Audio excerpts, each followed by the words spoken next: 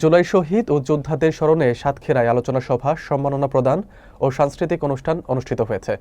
মঙ্গলবার সকালে জেলা শিল্পকলা একাডেমিতে সাতক্ষীরায় জেলা প্রশাসনের আয়োজনে এই অনুষ্ঠানের আয়োজন করা হয়। বিস্তারিত থাকছে হাফিজুর রহমান সুমন এবং মোকাররম বিল্লাহ ইমনের তথ্যচিত্রে। জেলা প্রশাসক মুস্তাক আহমেদের সভাপতিত্বে অনুষ্ঠানে উপস্থিত ছিলেন জেলা পুলিশ সুপার মোহাম্মদ মনিরুল ইসলাম, সাতক্ষীরা সরকারি কলেজের অধ্যক্ষ প্রফেসর আবুল হাশেম, জেলা জামাতের আমির উপাধ্যক্ষ শহীদুল ইসলাম মুকুল, সেক্রেটারি মাওলানা আজিজুর রহমান, জেলা বিএনপির সদস্য সচিব আবু জাহিদ ডাবলু সহ বিভিন্ন রাজনৈতিক, সামাজিক ও পেশাজীবী সংগঠনের প্রতিনিধিরা। অনুষ্ঠানে শহীদ পরিবারের 4 জন সদস্য ও জীবিত 97 জন যোদ্ধার হাতে সম্মাননা ক্রেস্ট তুলে দেওয়া হয়। আলোচনা শেষে এক মনোজ্ঞ সাংস্কৃতিক পরিবেশনা অনুষ্ঠিত হয়। অনুষ্ঠানে সরকারি কর্মকর্তা, মুক্তিযোদ্ধা, শহীদ পরিবারের সদস্য, সাংস্কৃতিক কর্মী সহ বিভিন্ন শ্রেণী পেশার মানুষ অংশগ্রহণ করেন। আয়োজনে দেশপ্রেম ও ত্যাগের গৌরবময় ইতিহাস তুলে ধরা হয়।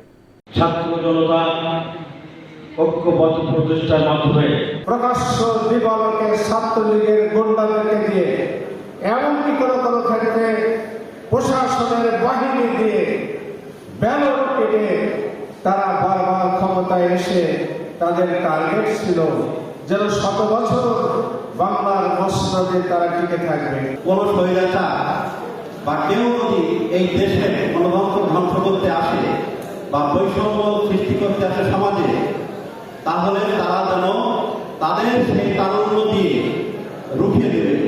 আমি সেই শহীদ 1971 সালে এবং 2024 সালে যারা শহীদ হয়েছেন তাদের প্রতি গভীর সমবেদনা, কৃতজ্ঞতা প্রকাশ করছি। আমরা ঠিক 1 বছর পরে একত্রিত হয়েছি। যেখানে উপস্থিত আছেন এই জুলাই বিপ্লবের, আমরা সেই থেকে বের হতে আজকের এই 5 আগস্ট। তোমাদের শপথ করতে হবে, আমাদের সবাইকে শপথ করতে হবে। আমাদের প্রধান উপদেষ্টা বলেছেন আজকে শপথের দিন যুদ্ধ আসলে থেমে যাবে।